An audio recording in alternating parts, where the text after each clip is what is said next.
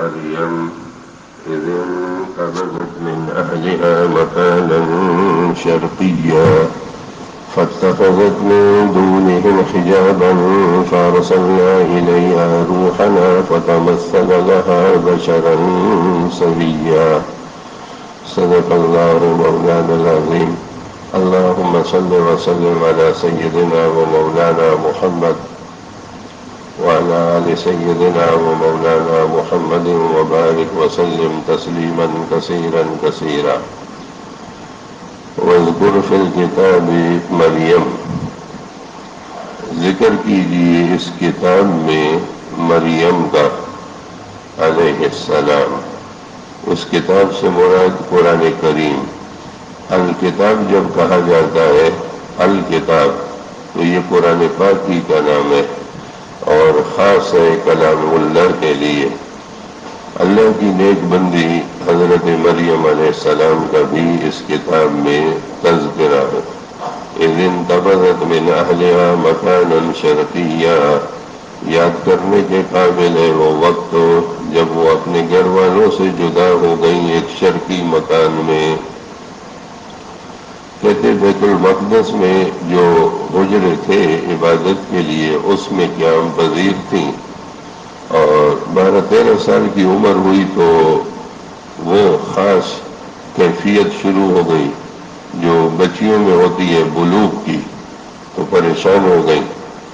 تو مفسرین کہتے ہیں کہ مکان کے ایک طرف چلی گئی غسل کے لیے طہارت کے بعد، اور بعض نے کہا کہ نہیں اپنی عبادت کے لیے گئی. زیادہ اقوال یہ ہے کہ غسل کے لیے ایک خاص حصے میں الگ چلی گئی.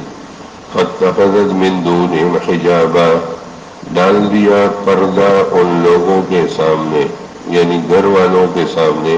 خالہ تھی، دوسرے لوگ تھے، ان کے سامنے پردہ کر دیا. یہ عورت کی عزت اور ناموس ہے کہ وہ پاپردہ رہائش گاہ میں رہے. فارسلنا الیہا روحنا، اسی دوران ہم نے بھیجا ان کے پاس اپنا فرشتہ. فرشتوں کے شرف کے لیے جب اظہار کیا جاتا ہے تو روح کہتا ہے قرآن کریم روح، اور اکثر اس سے مراد جبریل امین ہے، اور باقی ملائکہ پر بھی روح کا اطلاق ہوتا ہے. اپنا فرشتہ بھیجا، فتمثل لہا بشرا سویا، وہ فرشتہ بن کے آیا ان کے سامنے ایک بشر کی صورت میں، پورا کا پورا انسان آیا. حقیقت اس کی تبدیل نہیں ہوئی تھی، حقیقت میں تو نوری تھا لیکن ظاہر ہو گیا بشر کی شکل میں. جنات اور فرشتے یہ اپنی شکلیں تبدیل کر سکتے ہیں اللہ کے حکم سے. تو انسانی شکل میں جب خلوت گاہ میں مریم کے پاس فرشتہ آیا تو آپ دیکھیں کہ ایک عورت اس موقع پر جو پاک دامن بھی ہو اس پر کیا گزری ہوگی. قالت، اللہ کی بندی مریم نے کہا، انی اعوذ بالرحمن منک، میں خدا کی پناہ چاہتی ہوں تجھ سے، رحمان کی پناہ چاہتی ہوں، یا اللہ کا واسطہ دیتی ہوں تجھے. ان کنت تقیا، اگر تیرے دل میں کچھ بھی اللہ کا خوف ہے. مطلب یہاں کہاں گھس گئے میری خلوت گاہ میں، ان کو کیا پتا کہ یہ انسانی شکل میں فرشتہ ہے.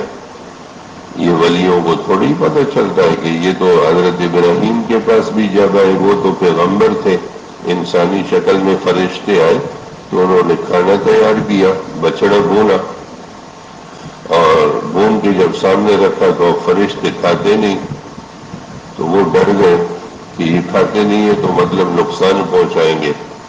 فرشتوں نے جب یہ کیفیت بھانپ لی تو کہا کہ لا تخف، ڈریے مت، ہم تو خوشخبری سنانے آئے ہیں. تو دیکھو وہ تو خدا کے پیغمبر تھے، پیغمبروں کی بھی جد امجد، اللہ کا سلام ان پر. یہ خدا کی ولیہ ہے، نیک بندی ہے اللہ کی. تو انہوں نے کہا کہ یہاں کہاں گھس گئے، اگر عورت کیا کر سکتی ہے، عورت جتنی بھی طاقتور دو مرد کے سامنے. اگر تجھ میں خوف خدا کا کوئی بھی زاویہ ہے تو تو میں تو اس اللہ کی پناہ چاہتی ہوں۔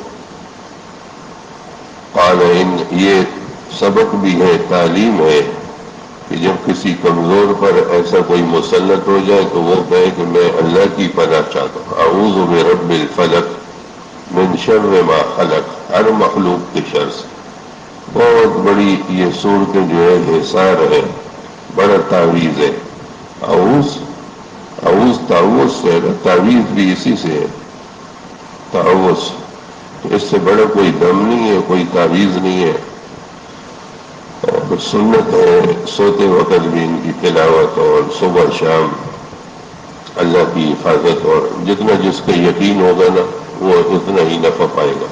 اپنی اپنی زبان ہے، زبان جتنی پاکیزہ ہوگی غیبت سے، گالم گلوچ سے، فسق و فجور سے، اتنی جو ہے اس کے اثرات زیادہ ہو جاتے ہیں۔ اور جتنی روزی حلال اور طیب ہوگی تو اعمال کے اثرات ہوتے ہیں، اور جتنا یقین اللہ کی ذات پر ہوگا۔ یہ جو آج بیسو صحابہ نے یہ پڑھا تو وہ تو ان کو فائدہ نظر آیا، ہمیں کیوں نہیں آتا؟ وہ اس لیے نہیں آتا کہ ہمارے اور ان کے یقین میں زمین و آسمان کا فرق، بہت فرق۔ ایسے لکھ دینا آسان ہے کہ ہم بھی انسان ہیں، وہ بھی انسان، لکھنا آسان ہے، بولنا بھی آسان ہے۔ لکھا ہوگا شاید کسی نے، اس لیے میں کہہ رہا ہوں ان کی عظمت کو مجروح کرنے کے لیے۔ ہم بھی انسان، تو بھی انسان، انسانیت شرماتی ہے۔ اچھا، قال انما انا رسول ربک، وہ جو آدمی کی شکل میں آیا تھا فرشتہ اللہ کا، اس نے کہا کہ میں تیرے رب کا بھیجا ہوا ہوں، رسول ربک، تیرے رب کا رسول ہوں۔ رسول یہاں اپنے لغوی معنی میں ہے، رسل بھیجنا، ارسال کرنا، کہ میں نے یہ چیز ارسال کی، آپ کو بھیجی۔ تو رسل یعنی میں اللہ کا فرستادہ ہوں، لِأَهَبَ لَكَ غُلَامًا زَكِيًّا، تاکہ اللہ کے حکم سے میں تجھے ایک پاکیزہ لڑکا دے دوں۔ دم کروں گا، دم، جبریل نے دم کیا۔ وہ کہتے ہیں دم درود کہاں سے آیا؟ یہاں سے آیا ہے، اور کہاں سے آیا؟ آسمانوں سے آیا۔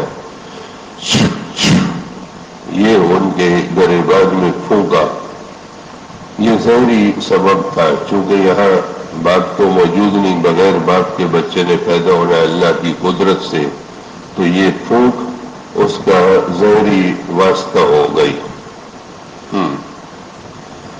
حسن حسین کو جب بخار ہو گیا شدید رضی اللہ تعالیٰ عنہما، تو جبریل امین نے کہا کہ اللہ کے نبی وہ کلمات پڑھے نا ان پر جو ابراہیم علیہ السلام نے پڑھے تھے اسماعیل پر اور اسحاق پر۔ وہ کیا کلمات؟ اعوذ بکلمات اللہ التامہ من شر کل شیطان وہامہ اور کل عین لامہ۔ یہ پڑھو، تو یہ پڑھے تو ان کو نظر تھی، خوبصورت بچے تھے، نظر تھی، اللہ تعالیٰ نے ان کو صحت و شفا عطا فرمائی۔ شاہ ولی اللہ نے لکھا ہے کہ تحسن تو بحسن الف الف لا حول ولا قوت الا باللہ۔ یہ میرے والد عبد الرحیم وہ بڑھا دیتے تھے رحمہ اللہ کہ ہزار ہزار مرتبہ لا حول کا احصار کر کے میں تمہیں دم کرتا ہوں اللہ کے کلمات کے ساتھ۔ اور اللہ کے کلمات تو لامتناہی ہیں، وہ تو ختم ہونے کو نہیں ہے۔ اعوذ بکلمات اللہ التامہ من شر ما خلق۔ اچھا، میں تو آیا ہوں تاکہ آپ کو لڑکے کی خوشخبری دے دوں۔ قالت، مائی صاحبہ بولی مریم علیہ السلام، اس ان کو تعجب ہو گیا کہ لڑکا، انا یکون لی غلام، کیسے ہوگا میرے لڑکا؟ اب جب یہ ہو گیا نا کہ فرشتہ ہے تو پھر ان کو تسلی ہو گئی، تسلی ہو گئی۔ علماء لکھتے ہیں کہ پردے کے احکام انسانوں میں ہے، فرشتے اس کے پابند نہیں ہیں، اس لیے یہ آ گیا بغیر پردے کے، خلوتگاہ میں آیا۔ کیسے ہوگا لڑکا؟ لم یمسسنی بشر، مجھے تو کسی بشر نے چھوا تک نہیں، ہاتھ بھی نہیں لگایا مجھے کسی غیر محرم نے، لڑکا کیسے ہوگا؟ مطلب شادی تو ہے نہیں۔ وَلَمْ أَكُ بَغِيًّا، اور نہ میں ہوں بدکار، میں بدکار بھی نہیں ہوں، کچھ فیشن لیول عورت نہیں ہوں کہ بازار سے بچہ پیدا ہو جائے اور پنگوڑے میں جا کے ڈال دو تاکہ حرامی نسل کی پیدائش ہو، میں بدکار بھی نہیں ہوں۔ یہ اصل میں علماء کہتے ہیں رد بھی ہے یہودیوں پر کہ وہ مائی صاحبہ پر تہمت لگاتے تھے، وہ ان کو برا بھلا کہتے تھے کہ شادی کے بغیر لڑکا کیسے ہوا، تو اللہ نے اس کا ذکر کیا کہ پاک دامن عورت کوئی بدکار نہیں، یہودیوں نے تہمت باندھی، تو یہ دو معنی ہو گئے، یہ کیسے ہوگا؟ قال کذالک، فرشتے نے کہا کہ بس اسی طرح ہوگا۔ قال ربک علی ہین، تیرے رب کا فرمانا ہے کہ وہ مجھ پر آسان ہے، یہ اللہ کا فیصلہ ہو چکا ہے اور اللہ کے لیے کوئی مشکل نہیں ہے، ایسا ہی ہوگا، اللہ نے دینا ہے نا، بابا نے تھوڑی دینا ہے، اللہ نے دینا ہے، تو وہ ان چیزوں کا پابند نہیں ہے۔ حکیم الامت مجدد ملت تھانوی لکھتے ہیں کہ اللہ تعالیٰ دونوں قصوں پر جب آپ غور کریں گے، پچھلا قصہ جو حضرت زکریا کا گزرا علیہ السلام، انہوں نے اللہ سے دعا کی اولاد کے لیے، اور یہاں مریم علیہ السلام نے کوئی دعا نہیں کی، وہاں بھی اللہ نے لڑکا دیا، یہاں بھی اللہ پاک نے لڑکا دیا، اور دونوں لڑکے صالح اور پیغمبر اور رسول مرسل۔ تو حضرت تھانوی نے لکھا ہے کہ کبھی اللہ دیتا ہے سوال کرنے پر اور طلب کرنے پر، اور کبھی دے دیتا ہے بغیر طلب اور بغیر مانگے۔ سبحان اللہ۔ تھانوی کا علم بھی عجیب نقطے نکالتا ہے، رحمہ اللہ رحمتاً واسعہ۔ کبھی دیتا ہے سوال کرنے پر اور کبھی دیتا ہے بغیر سوال کے، بن مانگے۔ اور لکھتے ہیں کہ یہ بھی پتہ چلا کہ میرے اللہ کا معاملہ ہر ایک کے ساتھ الگ الگ ہے، اللہ کا معاملہ ہر ایک کے ساتھ الگ الگ ہے، کسی کو پیسے دیتا ہے اور کسی کو بن مانگے بھی دے دیتا ہے، یا سبحان اللہ۔ وَلِنَجْعَلَهُ آیَةً لِلنَّاسِ، اللہ نے فرمایا یہ مجھ پر آسان ہے، اور بنائیں گے اس بچے کو ہم اپنی قدرت کی نشانی، للناس لوگوں کے لیے، قدرت کی نشانی بغیر باپ کے۔ ان مثل عیسیٰ عند اللہ کمثل آدم، عیسیٰ کی مثال اللہ کے ہاں ایسی ہے جیسے آدم کی، جیسے وہ بغیر ماں باپ کے پیدا ہو گئے، اسی طریقے سے عیسیٰ بھی بغیر باپ کے پیدا ہو گئے۔ قیاس کیا، قیاس لوگ کہتے ہیں کہ قیاس شرعی دلیل کہاں سے بن گئی؟ یہاں سے بن گئی ہے۔ ان مثل عیسیٰ عند اللہ کمثل آدم، جیسے مثال آدم کی، یہ قیاس کیا کہ جیسے آدم بغیر ماں باپ کے ایسے عیسیٰ بغیر باپ کے علیہ السلام۔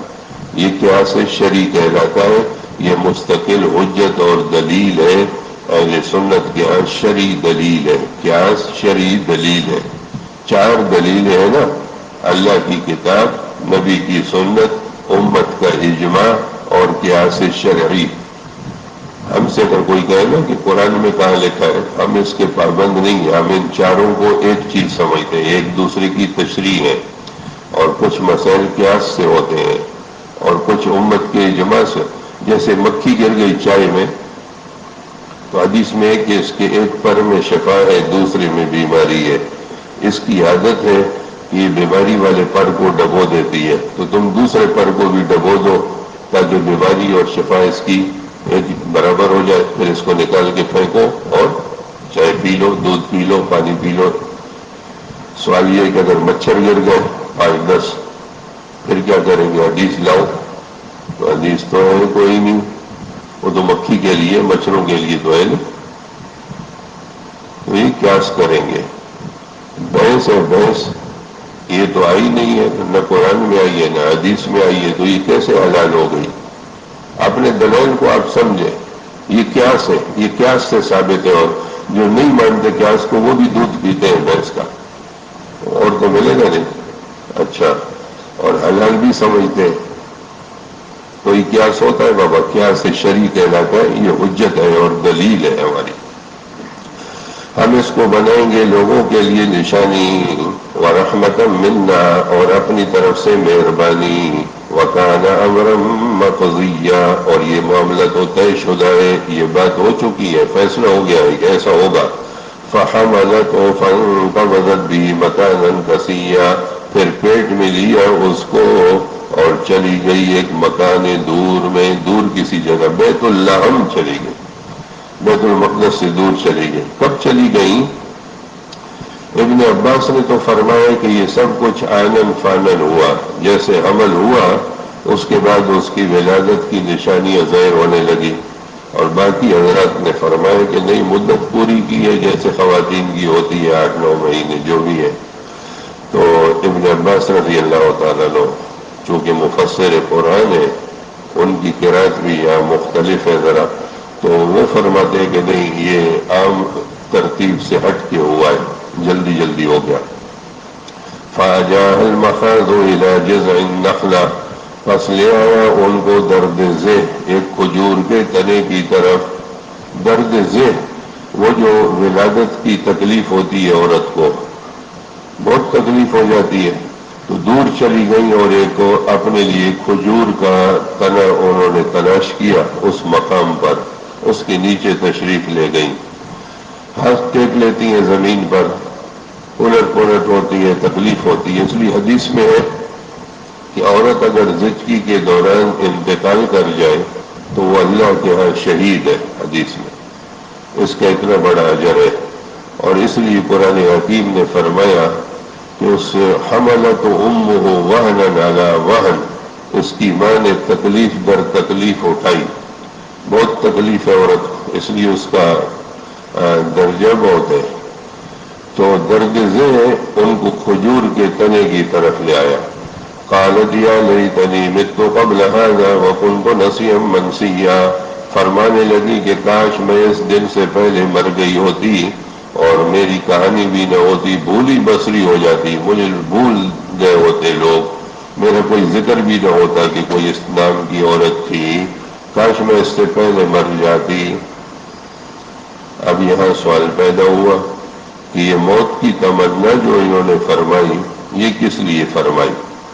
حکیم علومت مجدد ملت تھانوی لکھتے ہیں، اور یہ انہوں نے ہی لکھا، باقی حضرات نے تو یہ لکھا کہ یہ بدنامی کے خوف سے کہ لوگ کیا کہیں گے کہ یہ بچہ کیسے ہو گیا۔ ایک شریف عورت وہ ظاہر ہے کہ سوچے گی، تو انہوں نے کاش مجھے یہ دن نہ دیکھنا پڑتا اور میں اس سے پہلے مر گئی ہوتی۔ لوگ پوچھیں گے تو میں صبر نہیں کر سکوں گی، تو یہ بے صبری کی معصیت کہیں موت نہ کر لوں، تو اس لیے یہ فرمایا۔ اور حکیم علومت تھانوی لکھتے ہیں کہ اگر درد ذہ کی تکلیف کی وجہ سے زبان سے نکلا تو اس حال میں یہ مغلوب الحال ہے۔ آدمی پر بس اوقات ایسی تکلیفیں آ جاتی ہیں، اس کو کہتے ہیں غلبہ حال، غلبہ حال، اس میں یہ مکلف نہیں رہتا۔ بعض صوفیوں کے اور بعض بزرگوں کے جو اس طرح کی باتیں ہیں، لوگ ان پر بہت اشکال کرتے ہیں، وہ غلبہ حال کی کیفیت ہے، غلبہ حال کی۔ ان کو بہت ساری چیزیں مشاہدے میں ہوتی ہیں جو ہم لوگوں کے لیے غیب ہوتی ہیں۔ وہ کہتے ہیں ابھی میں یہ دکھا دوں۔ مجدد نے فرمایا ایک بزرگ کو مسواک ماری نہ زمین پر مسواک، تو ہر چیز اللہ اللہ کرنے لگ گئی۔ تو مجدد الفسانی نے فرمایا کہ اگر میں چاہوں تو سرہنگ کے مردے زندہ کر دوں اسی مسواک سے، لیکن میں یہ کہتا ہوں کہ سنت پر استقامت یہ سب سے بڑی کرامت ہے۔ تو یہ جو اللہ کا ہو جاتا ہے اللہ اس کا ہو جاتا ہے، اس میں تو کوئی شک نہیں۔ اس نے کہا کیا چاہیے؟ کہ کچھ بھی نہیں چاہیے، کیا مانگو؟ جو مرضی مولا کی وہی میری، ہر چیز میری مرضی سے چل رہی ہے، سورج میری مرضی سے طلوع ہوتا ہے، غروب ہوتا ہے، دن رات میری مرضی سے چلتے ہیں۔ اب آدمی تو کہے گا کہ یہ کلمہ کفر ہے، یہ تو اللہ کی مرضی سے چلتے، تو وہ غلبہ حال ہے، وہ خدا کی محبت میں ڈوبا ہوا تھا، اس نے اپنی مرضی کو اللہ کی مرضی میں فنا کیا تھا۔ تو مطلب یہ ہے کہ جو اللہ کے کام ہے بس میں اس پہ راضی ہوں۔ تو یہ کیفیات ہوتی ہیں آدمی پر، اس لیے فتوے متووں میں اور زیادہ جلدی نہیں کرنی چاہیے، احتیاط کرنا چاہیے۔ تو حکیم محمد ثانوی لکھتے ہیں کہ غلبہ حال کی وجہ سے ہے، اگر اس تکلیف کی وجہ سے فرمایا۔ اور دوسری بات بھی لکھی جو سب نے لکھی، فناداہا من تحتہا، فرشتے نے ان کو پکارا ان کے نچلے مقام سے، یہ ذرا اوپر کے حصے میں تھی، نیچے کی جگہ میں سے ایک آواز آئی، اللہ تحزنی قد جعل ربک تحتک سریا، غم نہ کرو بیوی، اللہ تیرے لیے ایک چشمہ جاری کرے گا، ایک نہر ہو جائے گی، پانی ہوگا پانی، اور یہ پانی آپ کے لیے موجود ہے۔ چونکہ اکیلے تھیں اور بے یار و مددگار تھیں، اس لیے اللہ نے غیبی انتظام کیا۔ یہ تو انسانوں میں یہ لوازمات ہو گئے نا، دائی بھی ہونی چاہیے اور ایک دو اور بھی ساتھ ہونی چاہیے، اور یہ بھی ہو رہے، یہ نہیں دیکھتے آپ چرند پرندوں کے بچے اور جانوروں کے، اور بڑے بڑے جانور ان کے بچے کیسے پیدا ہوتے ہیں، وہاں کوئی ڈاکٹر ہوتے ہیں؟ انسانوں کے گناہ بڑھے تو یہ چیزیں بڑھ گئی ہیں، ورنہ اب تک بھی مجھے بھی یاد ہے ایسی چیزیں، وہ کام کاج میں ہوتی تھی، عورتیں بھی اور بچے بھی وہیں پیدا ہو جاتے تھے اور لے کے بھی آ جاتی تھی اور کام بھی کرتی تھی۔ اب ناز و نخرے بھی زیادہ ہو گئے اور گناہ بھی زیادہ ہو گئے بنی آدم کے، تو پیسہ بھی خرچ ہوتا ہے اور تکلیفیں بھی ہوتی ہیں۔ توبہ اللہ۔ اچھا، وَحُزِّی إِلَيْكِ بِجِذْعِ النَّخْلَةِ، اور ہلا دو اپنے کھجور کے تنے کو، تو ساکت علیک رطبا جنیا، گریں گی تجھ پر تازہ کھجوریں۔ کھجور کے تنے کو، جس کھجور کے نیچے تھی نا، اس کی ایک شاخ کو آپ پکڑیں اور اپنی طرف ہلائیں تو تازہ کھجوریں، تازہ خرمے اوپر سے گریں گے۔ فَکُلِی وَاشْرَبِی، کھا اور پی، کھا اور پی، وَقَرِّی عَیْنَہَا، اپنی آنکھوں کو ٹھنڈا کر۔ کہتے ہیں کہ کھجور عورت کے لیے بہت زیادہ مفید ہے اس موسم میں، طبی لحاظ سے بھی، پانی اور کھجور کا استعمال دونوں۔ اور مفسرین نے کہا کہ جب کھانا کسی کا کرے تو پانی بھی ساتھ رکھے، اس لیے کہ کھانے کے بعد پانی کی ضرورت۔ اور یہ جو ہے نا لوگوں میں مشہور کہ آخر میں بیماری ہے اور بیچ میں یہ اور شروع میں دوا ہے، اور یہ بنائی ہوئی بات ہے، پتہ نہیں کہاں سے لیے۔ پانی جب پیاس ہوگی پیے گا نا، شروع میں پیے یا آخر میں پیے، اس سے کیا فرق پڑتا ہے؟ اچھا، تو پانی اور کھانا اور کھجور کا تنا ہلائیں۔ حکیم محمد ثانوی یہاں پہنچ کے لکھتے ہیں کہ رزق کے حصول کے لیے کوشش اللہ کو مطلوب ہے۔ ویسے بھی گر سکتی تھی نا، اللہ نے فرمایا پکڑو اس کو اور ہلاؤ۔ تو لکھتے ہیں کہ رزق کے حاصل کرنے کے لیے کوشش بھی کرنی چاہیے، دینا تو اللہ ہی، لیکن کوشش انسان کی ذمہ ہے، اس لیے فرمایا ایسے ہاتھ پہ ہاتھ دھر کے نہیں بیٹھ جانا چاہیے، کوشش کرنی چاہیے رزق کے حلال، اور اگر کوئی کوشش کرتا ہو تو اس کو تانا مانا بھی نہیں دینا چاہیے۔ حضرت زکریا یہ کہتے ہیں بڑھئی تھے، بڑھئی لکڑی کا کام کرتے تھے اور اس سے پیسے کماتے تھے۔ اور ادریس علیہ السلام کے بارے میں آیا کہ وہ درزی تھے، درزی کمائی کرتے تھے، حلال کمائی ہے، مانگنا عیب ہے، مانگنا سوال عیب ہے، کوشش کرنا حلال کے لیے تو کوئی عیب نہیں ہے۔ اور کوئی کچھ کہے تو ٹس سے مس بھی نہیں ہونے چاہیے، ادھر سے سنو ادھر سے نکالو، بابا حلال کی کوشش کرو، بھاگو دوڑو، اللہ خوش ہوتے ہیں، یہ بھی عبادت ہے، بڑی عبادت ہے۔ القاسم و حبیب اللہ، بخاری میں ہے کہ حلال کی جو کمائی کرتا ہے یہ خدا کا دوست ہے۔ صرف عبادت سے خدا نہیں ملتا، کمائی سے بھی ملتا ہے کہ بچوں کا پیٹ پالوں گا، ماں باپ کی خدمت کروں گا، لوگوں کے بھی حقوق ادا کروں گا، غریبوں کا خیال رکھوں گا، یہ سب عبادت ہے، ایک ایک قدم عبادت ہے۔ تو کھجوریں کہتے ہیں کہ بہت اچھی ہیں اس موسم میں خاتون کے لیے۔ فَکُلِی وَاشْرَبِی، کھاؤ اور پیو۔ بغیر ایسا ہے، دریابادی لکھتے ہیں کہ یہ حکم اباحت کے لیے ہے، یعنی ایسا نہیں ہے کہ آپ ضروری کرو، امر وجوب کے لیے ہوتا ہے نا، کہ جب کسی کام کا حکم دیا جائے تو وہ خالی یہ واجب ہے، تو کہتے ہیں واجب نہیں ہے۔ عبد الماجد دریابادی لکھتے ہیں یہ اباحت کے لیے، کہ مطلب کھا پی سکتی ہیں جو ضرورت ہو آپ کو۔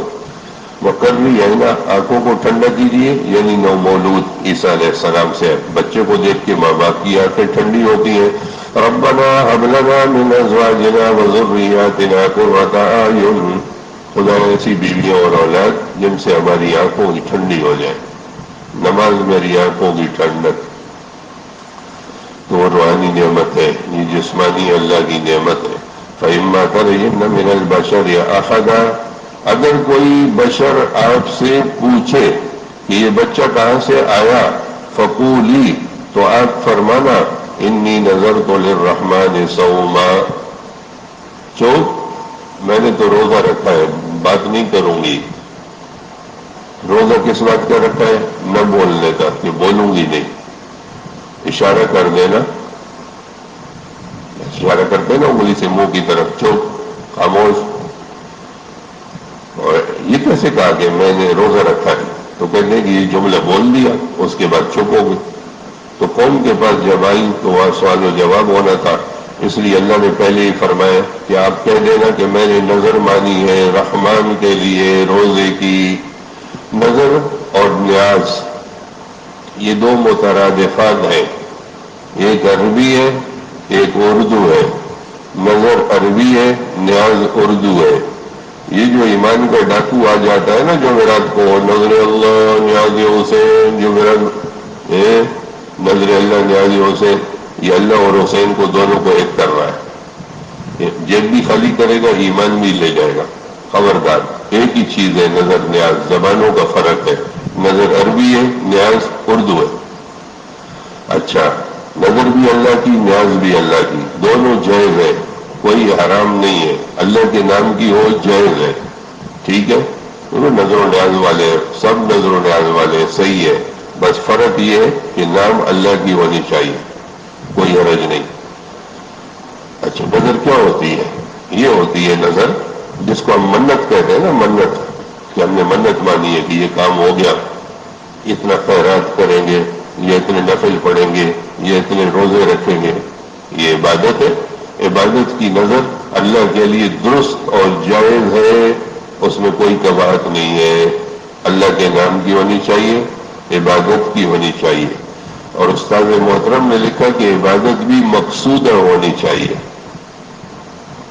اچھا، اس کا کیا مطلب؟ اس کا یہ مطلب ہے کہ جیسے وضو بھی عبادت ہے نا، لیکن وہ عبادت مقصودہ نہیں ہے، وہ کسی اور عبادت کے لیے ذریعہ ہوتا ہے. کہ نماز پڑھنی ہے تو وضو، تلاوت کرنا ہے تو وضو، خود وضو 10 مرتبہ میں وضو کروں گا تو یہ کوئی نظر نہیں ہے بھائی. یا سیدہ کی کہانی پڑھواؤں گی گھر میں تو ہوگا، 1000 مرتبہ بھی پڑھوائے کچھ نہیں ہوگا، سارے جھوٹ ہے. اچھا، تو وغیرہ وغیرہ. وہاں بابا کے مزار پہ جاؤں گی، چادر چڑھاؤں گی، جمعرات کو جاؤں گی، 3 ہٹی بابا پہ. اچھا، کچھ بھی نہیں، یہ نظر ٹھیک نہیں ہے. عبادت کی ہونی چاہیے، عبادت بھی مقصودہ ہو اور اللہ کے نام کی ہو. یہ سمجھے آپ؟ تو نظر ماننے میں کوئی حرج نہیں ہے ان شرائط کے ساتھ. بس کنجوس آدمی کا مال نکل جاتا ہے نا، باقی ہوتا تو وہی ہے جو اللہ کو کنجوس اور بخیل ویسے خرچ نہیں کرتا نا، تو اس ذریعے سے حدیث کا بھی مفہوم ہے کہ کنجوس کا مال اس طرح نکلتا ہے. ویسے تو دیتا نہیں، ویسے تو اس نے یہ نظر مانی ہے کہ بالکل نہیں دوں گا. تو جب پھنستا ہے تو پھر نظریں مانتا ہے، پھر قابو میں آتا ہے.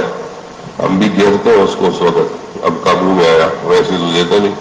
اچھا، فلن وکلم الیوم، وہ ہمارے دوست کہتے تھے کہ ہم نے لوگوں کو منع کیا کہ غیر اللہ کے نام پر نہ دو. ظالموں نے خدا کے نام پہ بھی دینا بند کر دیا، اب ہم کیا کریں؟ تو اب ایسے کریں، جب گرے تو صحیح گرو. فلن وکلم الیوم انسیا، ہرگز میں بات نہیں کروں گی آج کسی آدمی سے، بات نہیں کرنی ہے. روزہ ہے، یہ روزہ کیسا ہے؟ یہ پہلی شریعتوں میں جائز تھا. جیسے ہمارا کھانے پینے سے روزہ ہے نا، ان کا تکلم سے بھی روزہ تھا، اس بات کو روزہ ہوتا تھا، اور ان کی شریعت میں تھا، ہماری شریعت میں نہیں ہے. ایسا کوئی روزہ نہیں ہے. ہمارے یہاں روزہ یہی ہے جو ہوتا ہے، کھانے پینے اور جنسی تقاضوں سے پرہیز، بس. تو یہ نظر مانو. اب یہ تشریف لاتی ہے قوم کے پاس، پھر وہاں سوال و جواب ہوتا ہے ان انشاءاللہ بشرط زندگی اس کو کل پڑھ لیں گے. وآخر دعوانا الحمدللہ رب العالمین. اللہم صلی وسلم علی سیدنا و مولانا